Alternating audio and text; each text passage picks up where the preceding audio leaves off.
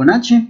El día de hoy vamos a hablar de una de las estructuras de control más utilizadas en el mundo de la programación, y es la estructura de control for. En PSI el nombre es estructura para, pero es lo mismo. La idea de la estructura for o estructura para es crear un ciclo para poder hacer repeticiones y poder tener en nuestro algoritmo acciones simplificadas que ayudan mucho a la hora de construir los algoritmos. Entonces vamos a ver al detalle las características de una estructura para, hablando pues de PSI. ¿Listo? Bueno, entonces si nos venimos acá al lado derecho, en la parte inferior derecha, vemos una opción donde está la estructura para. Vamos a ejecutarla acá y esto es lo que nos saca PSI automáticamente, lo cual vamos a explicar enseguida a qué se refiere cada una de las cosas. Entonces vamos a hablar un poquito de teoría. Resulta que la instrucción para tiene varias características. La primera de ellas, ¿cuál es? Y esto no se nos puede olvidar. La estructura para o el ciclo for, como se conoce en los lenguajes de programación, siempre, no se nos olvide, depende de una variable.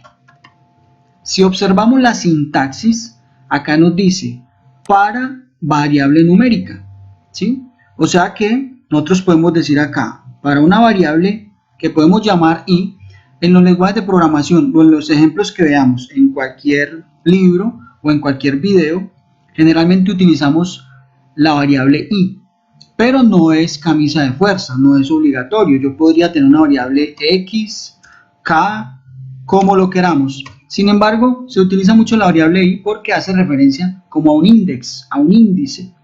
Por eso mucha de la documentación que uno encuentra, ya sea escrita o digital, utiliza la variable i para el ciclo para.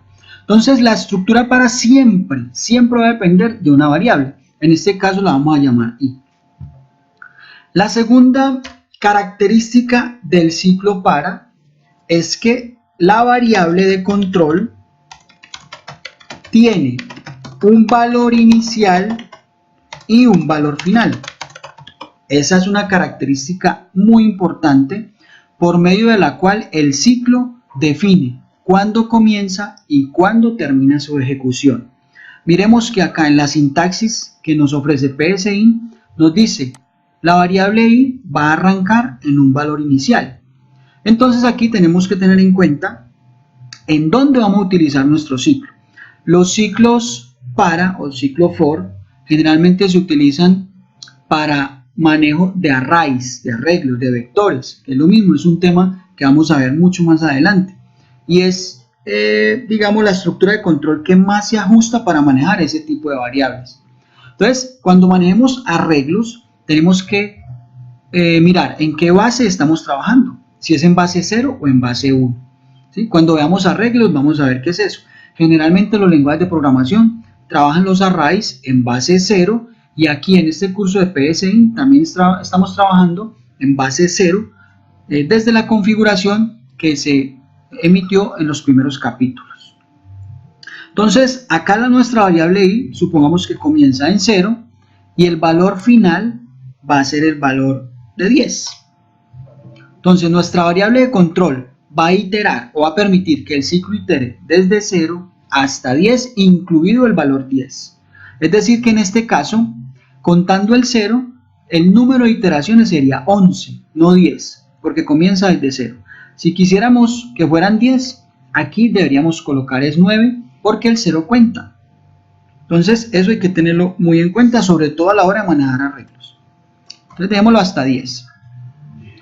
Listo, la tercera característica de nuestro ciclo for o para es que la variable de control puede incrementarse o disminuir su valor. Es decir, el ciclo puede ir contando hacia arriba o contando hacia abajo para que la condición que permite ejecutar el ciclo, tenga en cuenta ese tipo de iteración y ejecutar las acciones hasta que esa condición se cumpla. Entonces acá donde dice con paso y aquí nos dice paso en minúsculas, quiere decir que debemos indicarle cada cuánto se va a incrementar la variable. Entonces si estamos diciendo que va a ir desde 0 hasta 10 y le decimos con paso 1, quiere decir que el ciclo va a comenzar con la variable de control a hacer el siguiente conteo. 0, 1, 2, 3 y así sucesivamente hasta llegar a 10. Si aquí le colocáramos con paso 2, entonces el ciclo estaría controlado por esa variable con los conteos de a 2 en 2, es decir, comienza en 0, luego 2, 4, 6, 8 y 10. Si colocamos aquí el 3, pues lo haría de la misma forma, de 3 en 3, hasta que ese valor no supere 10. O sea que iría 0, 3, 6 y 9, porque ya el próximo valor de 12 se pasaría del número 10, que es la condición hasta donde se ejecuta nuestro ciclo. Entonces, la variable de control puede incrementarse o disminuir su valor, ¿sí? Nosotros podemos colocar aquí con paso 1 y él va a efectuar el ciclo contando de 1 en 1. Ahorita vamos a ver cómo disminuye el valor, la variable de control dentro de un ciclo. ¿Listo? Bueno. Características adicionales de nuestro ciclo for. Generalmente el ciclo for, y eso hay que tenerlo muy en cuenta, lo utilizamos cuando o cuando debemos utilizarlo. Cuando de antemano sabemos la cantidad de veces que requerimos que itere nuestro algoritmo.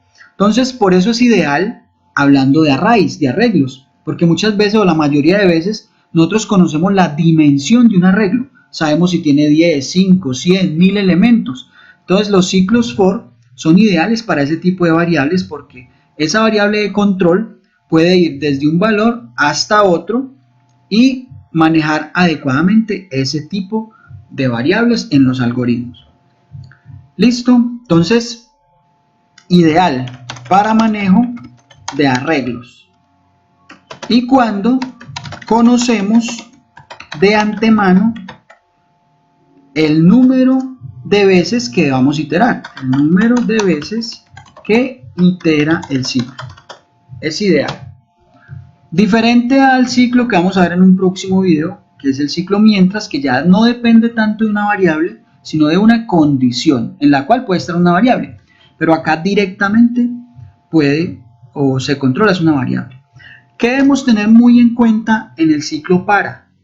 Que la variable de control generalmente, y ojalá no se nos olvide, no la debemos alterar dentro del ciclo. Entonces vamos a colocar aquí esa observación tan importante. La variable de control no la debemos alterar dentro del ciclo, a menos que haya una excepción, pero generalmente no. ¿Qué quiere decir eso? Es decir, que si yo coloco la siguiente instrucción y es igual a i más 2, aquí estoy alterando el valor de esa variable.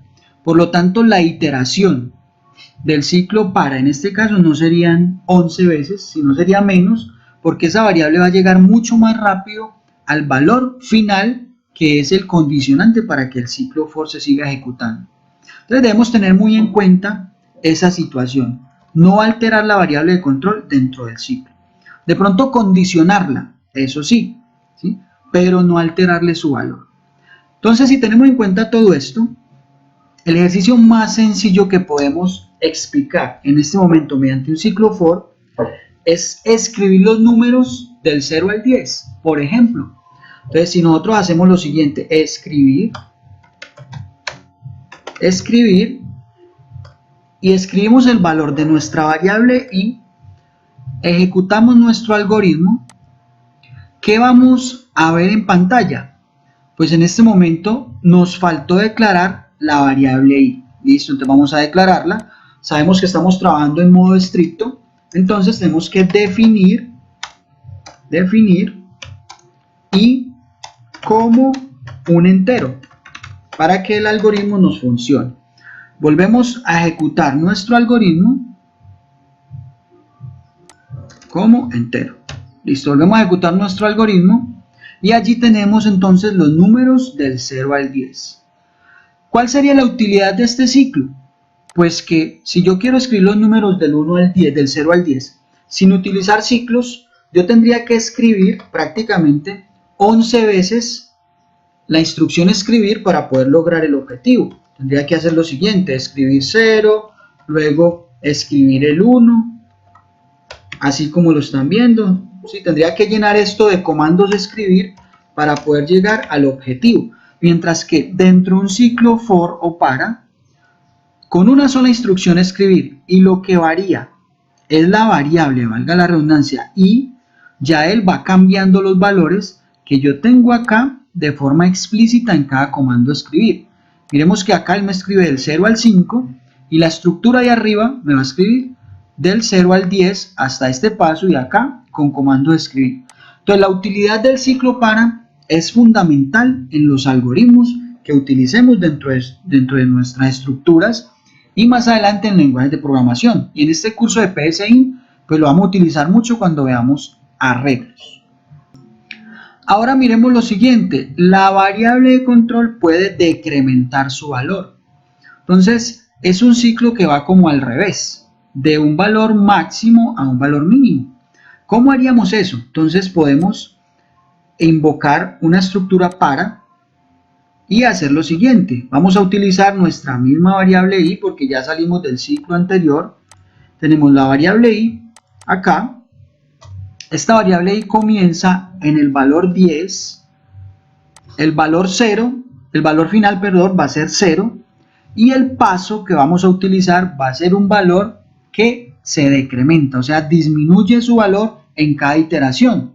Por lo tanto, tenemos que decirle que el paso va a ser de a menos 1, porque él va a comenzar en 10 y va a ir disminuyendo de a 1 en 1 hasta llegar a 0. Acá si escribimos escribir, digamos, la variable i es como para diferenciar el otro bloque y acá colocamos el valor de nuestra variable i.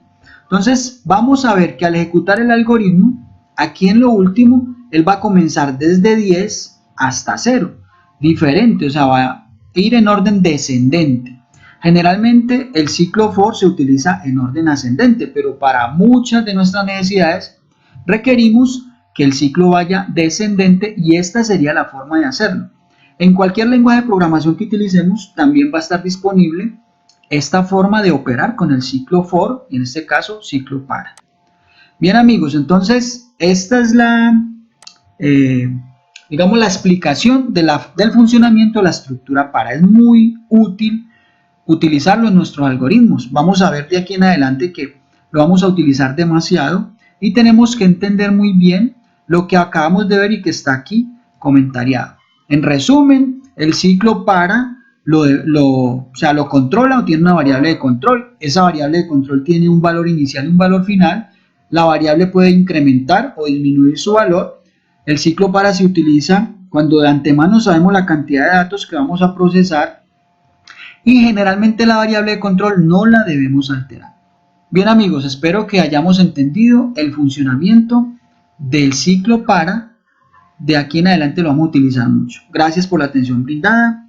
No se les olvide activar la campanita, tilín, tilín, tilín, para que estemos pendientes de los videos que se van publicando y estemos al tanto de todo este curso que es para aprender a programar. Gracias y nos vemos en el próximo video.